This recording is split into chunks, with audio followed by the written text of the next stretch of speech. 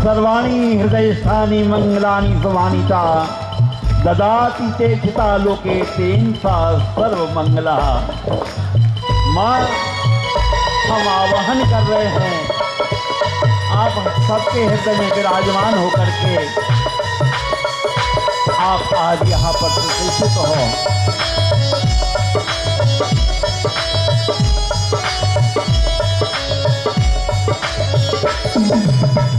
दिलों की पूजन में मेरी मैया रानी आएगी, सुहागनों की पूजन में मेरी मैया रानी आएगी।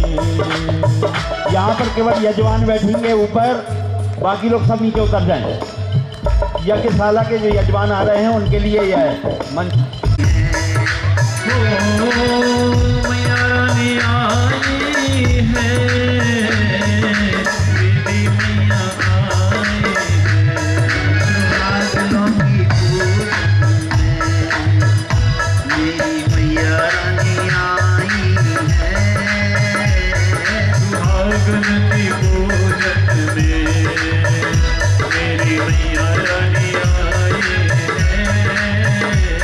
सुहागन की पूजन में मेरी मैया रानी आई है, सुहागन की पूजन में मेरी मैया रानी आई है। आपके बीच में माताएं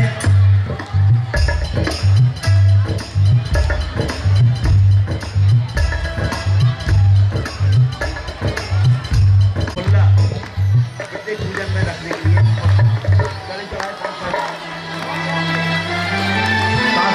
सभी में बने बनाए।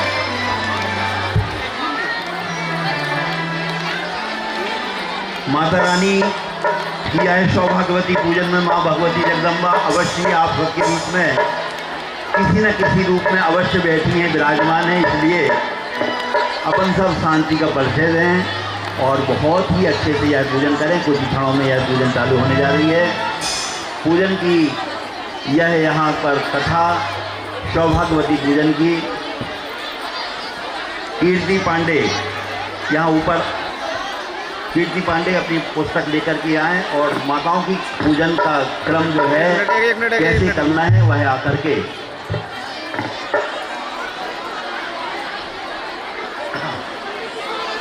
यज्ञशाला हो, क्योंकि आज भजन के माध्यम से यह हृदय से निकला है कि आप लोगों की पूजन में अवश्य माँ विराजमान होंगी।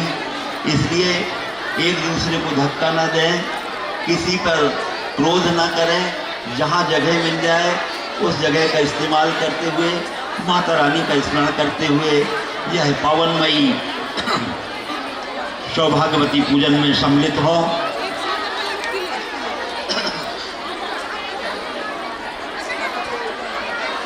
यह सौभाग्यवती पूजन की कथा यहाँ पर होगी, उसके उपरांत आरती होगी। प्रत्येक चौकी पर एक एक आरती तैयार है या नहीं है वह भी देख ली जाए। पूजन की सामग्री है या नहीं है वह भी देख ली जाए। और कथा एक जगह होगी, सभी लोग कान को श्रवण अपने कर्णेंद्रियों को साफ करके इस पूरी कथा को श्रवण करेंगे, तभी कथा का आनंद होगा। मिलेगी यहाँ पे आपको, है ना? तो इसीलिए अभी आधा घंटा इसकी बात को माने। बहुत सुंदर बोलती है।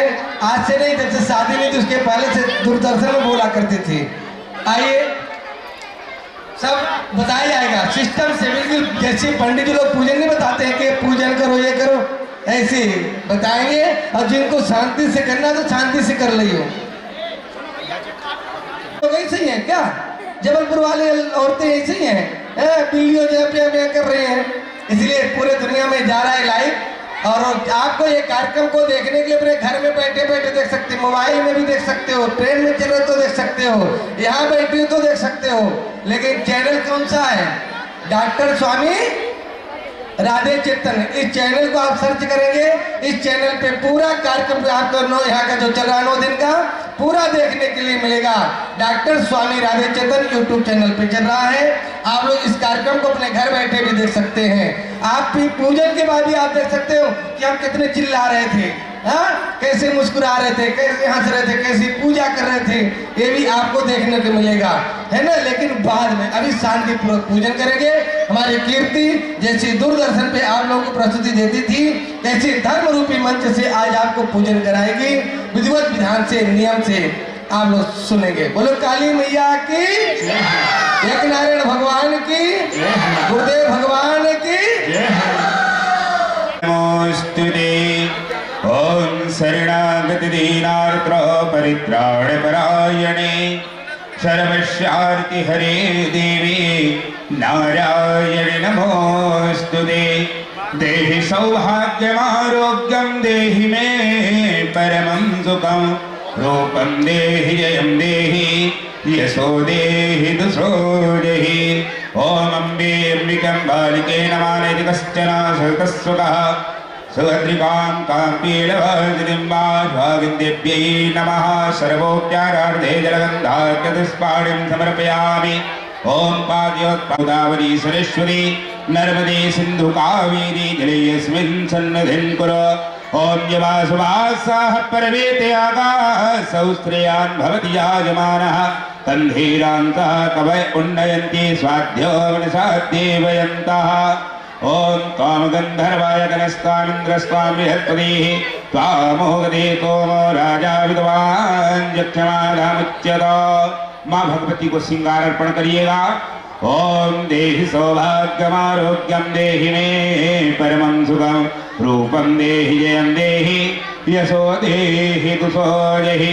पुष्पाणिं पुष्पमालां समर्पयामि। माल्यादीन सुगन्धेन मालत्या सूर्यो देवता चन्द्रमा देवता वसवो देवता रुद्रा देवता इत्या देवता मरुतो देवता विश्वे देवा देवता बृहस्पतिर्देवतेन्द्रो देवता। धूपं दीपं दर्शयामि हस्तौ प्रक्षाल्य नैवेद्यं निवेदयामि। भोग लगाइएगा सभी लोग। ओम नाभ्यायासीदन्तरिक्षगं शेषणोर्जोः समवर्तता पद्भ्यां भूमर्दिशा श्रोत्रांगलोकान् कल्पयन्य। नैवेद्य को हाथ लगाते रहिए आप लोग, और जो पास में बैठे हो सबके निमित्त पूजन कर रही हैं। जो जहाँ बैठे वहीं से पूजन करना है। ओम यत्पुरुषेण हविका देवा यज्ञमदनमदो संतोषाशीलाज्यं वेगमुदमः शरद्धवियैलालभङ्गदहिताय भोगीफलं शार्गुण्यार्थे द्रव्यदक्षिणां समर्पयामि।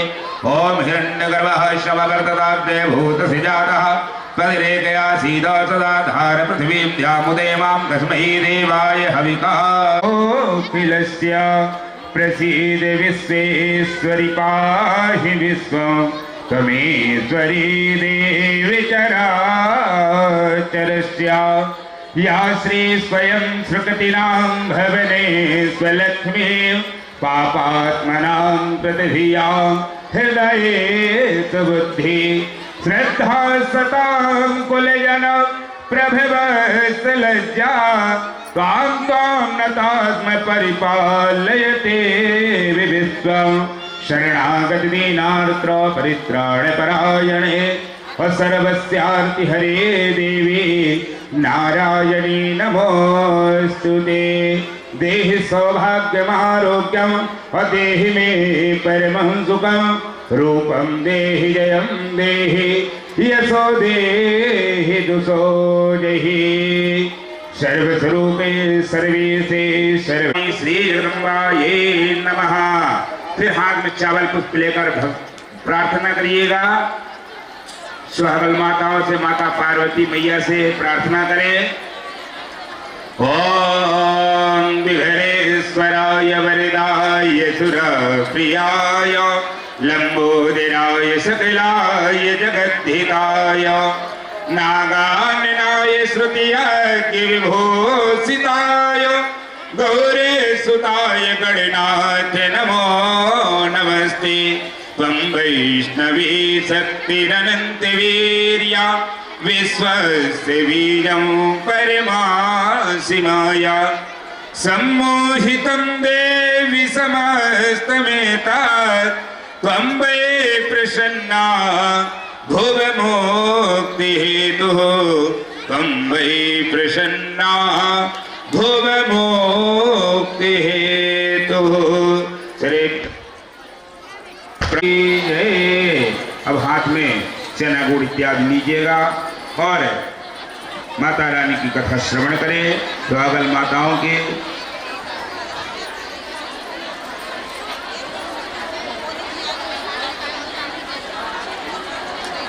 सब चौकी तक पहुंचने का बिल्कुल प्रयास नहीं करना, क्योंकि ये सामूहिक है। तो हम सब अपने मन से बस उनकी प्रार्थना करना और उनको स्वीकार होगा, क्योंकि हर एक व्यक्ति चौकी तक नहीं पहुंच पाएगा, है ना। शुरू करें मम्मी।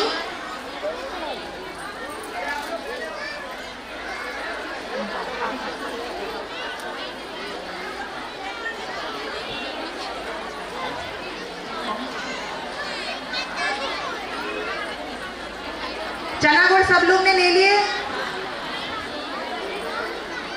विवाह में चांदपुर के राजा भी आए। उन्होंने देखा कि सूरजपुर नरेश अपनी कन्या को सब कुछ दे रहे हैं। हाथी, घोड़े, दास दासियां तथा आकूत संपदा भी दी और बारातियों का स्वागत भी बड़े आनंद से किया। विदाई भी बड़े आनंद के वातावरण में हुई। विवाह के बाद चांदपुर नरेश ने वापस घर आकर विवाह की बहुत प्रशंसा की। रानी को भी सब बताया। उन्हें भी बहुत आनंद हुआ। रानी ने कहा, अभी तो राजकुमार छोटे हैं, भविष्य में जब अपनी भी कन्या होगी तो हम भी बड़ी धूमधाम से विवाह करेंगे। वहाँ बारात ने वापसी चांदपुर की नदी के किनारे पड़ाव डाला। सभी बाराती जलपान आदि करने लगे। उधर चांदपुर नरेश जंगल में शिकार खेलने घोड़े पर सवार होकर निकले थे।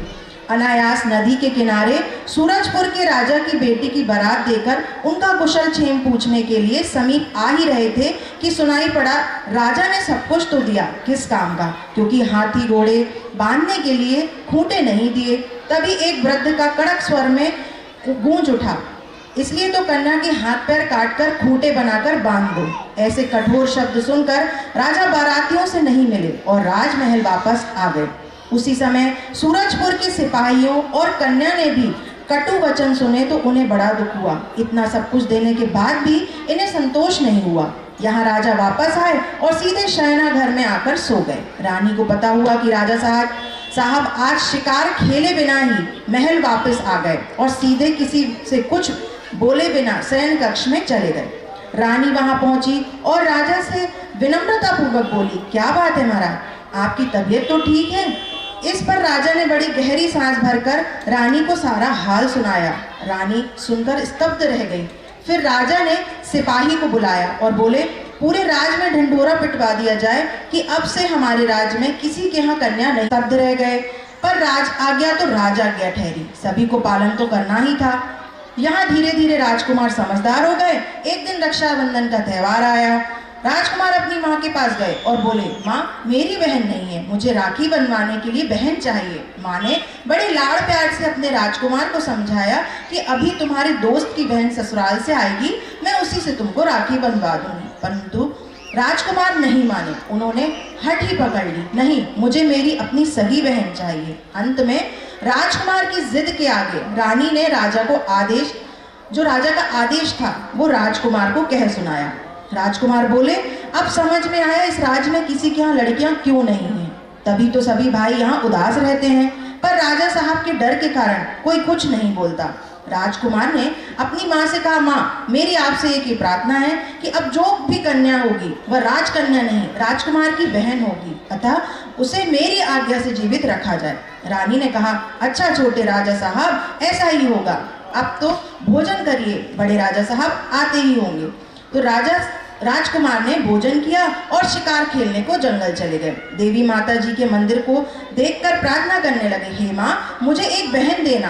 दिन बीतते गए, रानी गर्भवती हुई, उन्होंने एक सुंदर सी कन्या को जन्म दिया। राजकुमार बड़े खुश हो गए। इस बीच राजा साहब विशेष कार्यवश राज्य के दौरे पर गए हुए थे। राजकुमार अपनी बहन को बहुत चाहते थे। रानी भी राजकुमार को खुश देखकर बड़ी प्रसन्न रहती थी।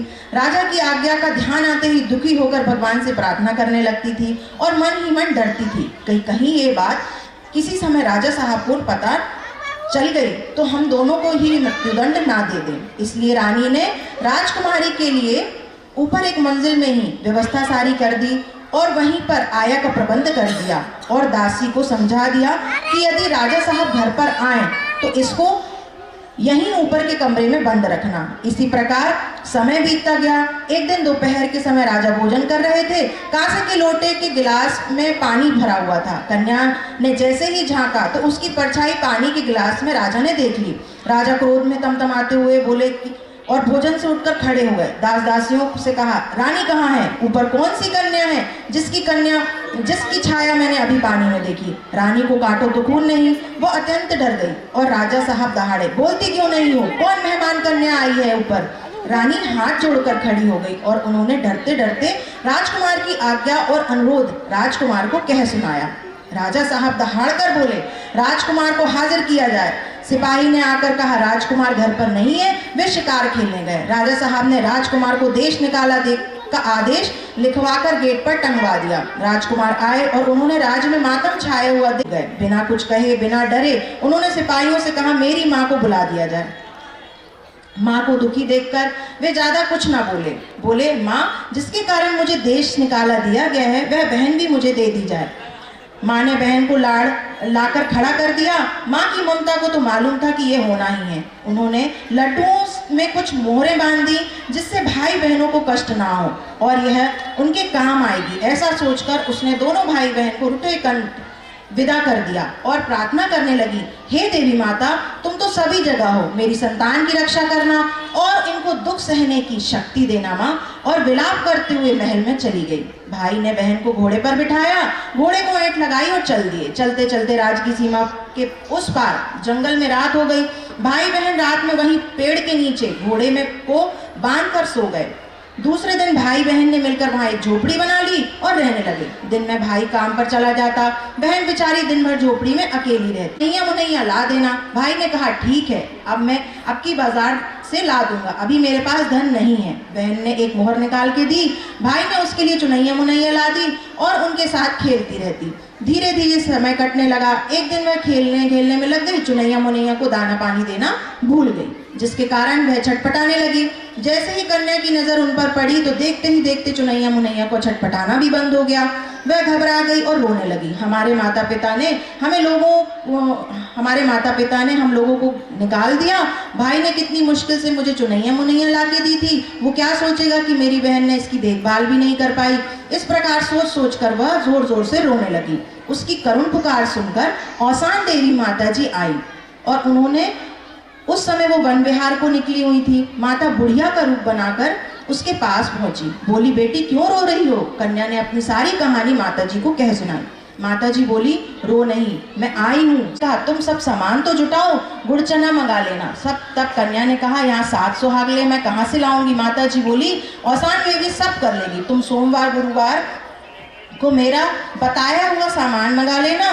तुम्हारे मन से पूजा की तैयारी होते ही देवी माँ सब व्यवस्था कर लेगी। और कोई भी औसान देवी की सुहागिन पर मन में व्रत की मनौती मान लेता है तो उसका सारा काम आसान कर देती है और मनोकामना को पूर्ण करती है।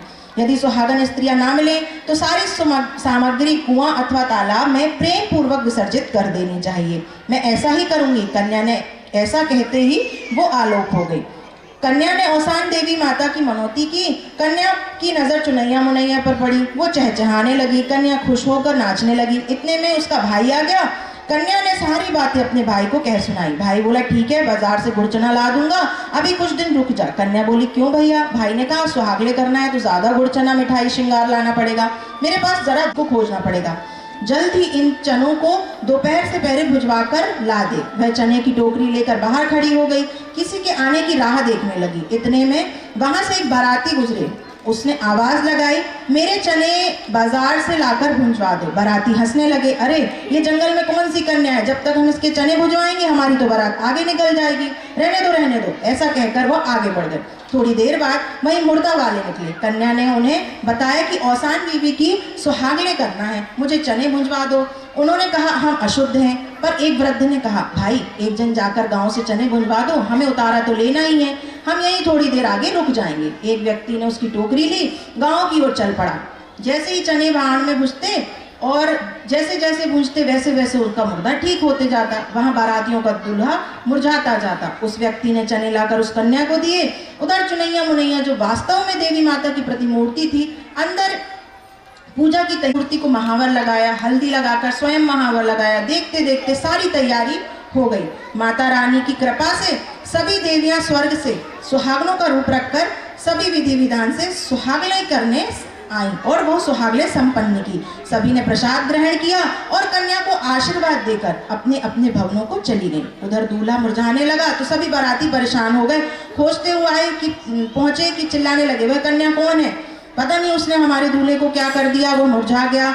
उसी समय मुर्दा वाले आए, बोले देवी कौन है वो, कहाँ है जिसके कारण हमारा मुर्दा अच्छा हो गया? इतने में वह कन्या बाहर आई, बोली एक दूल्हा मुरझा गया, एक मुर्दा अच्छा हो गया।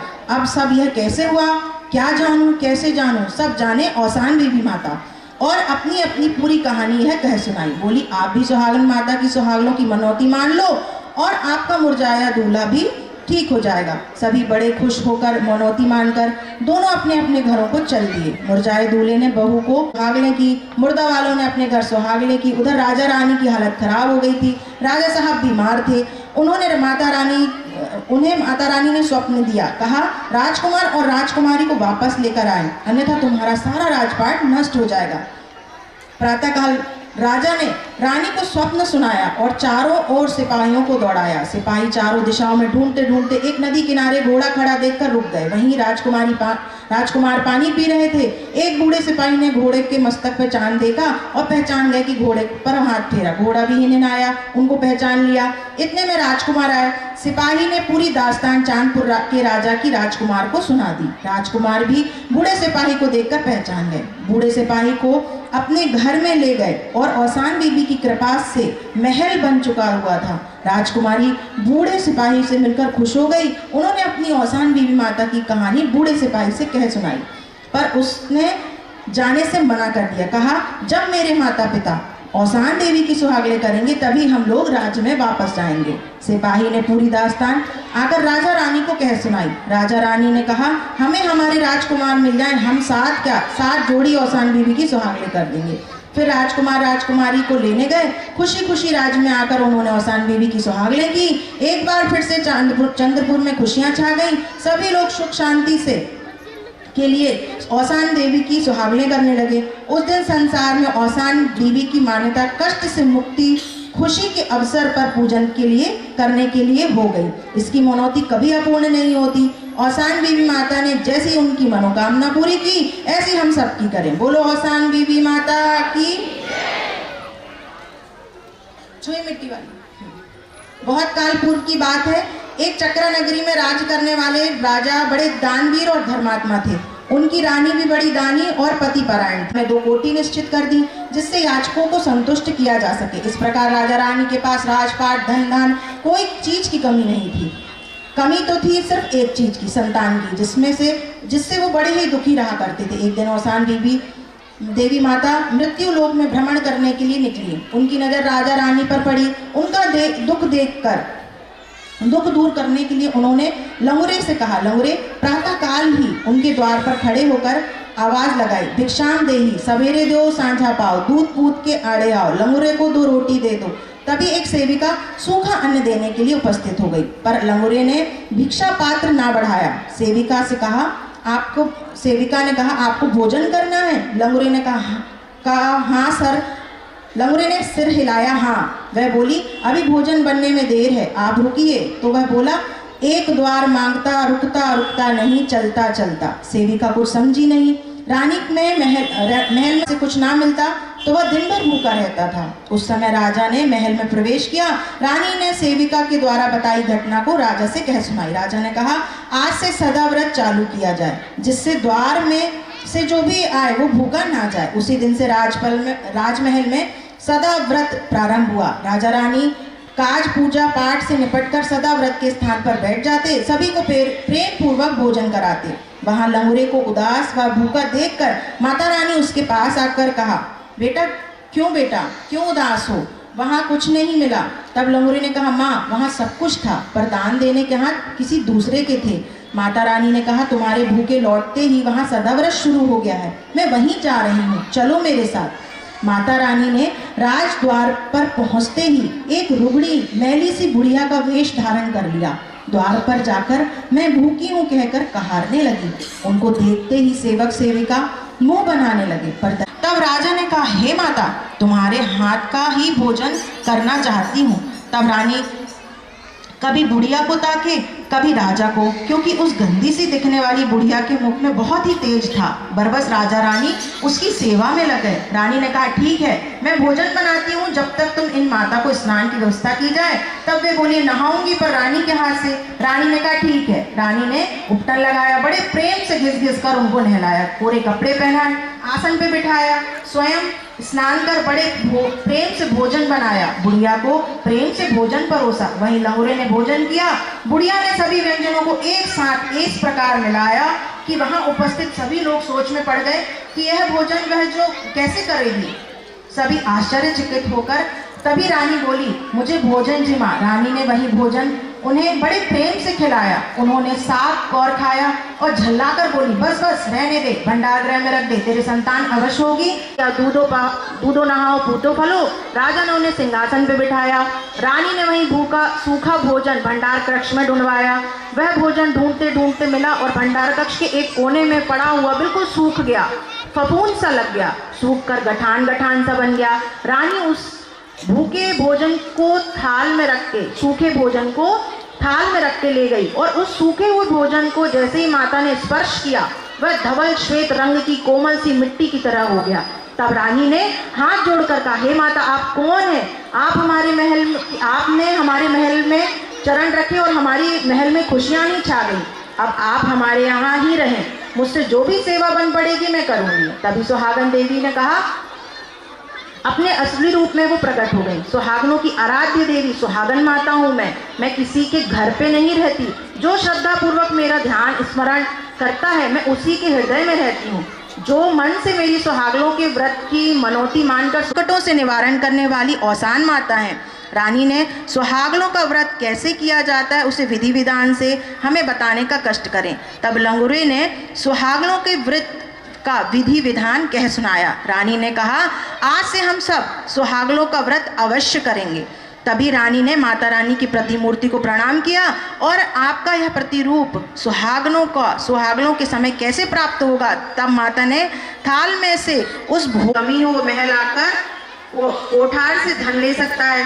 तभी से हम सब माता की प्रतिरूप श्वेत छुई मिट्टी की 7 गठाने रखकर सुहागने करते हैं। जैसे आज हमारे साथ सामने सबके 7 छुई मिट्टी की देवी माता बनी है, यही सुहागने माता है। जिस प्रकार माता रानी ने उन सबकी मनोकामना की, आज हम सब यहाँ सब बैठे हैं, जितनी भी महिलाएं सुहागन बैठे, हम सबके अंदर जो भी मनोकामना है, हे माता हम सबकी मनोकामना पूरी करना। औसान देवी माता की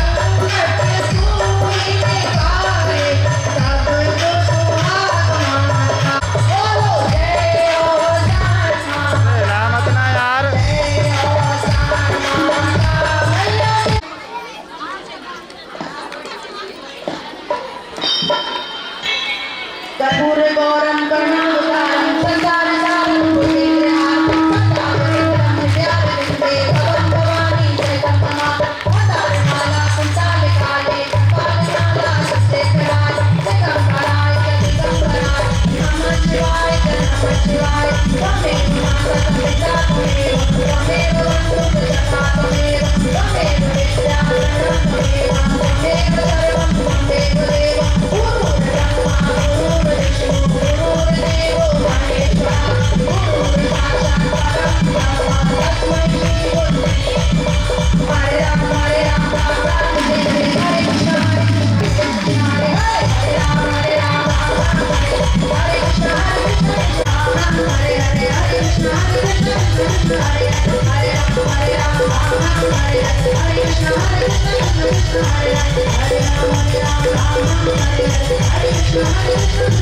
Krishna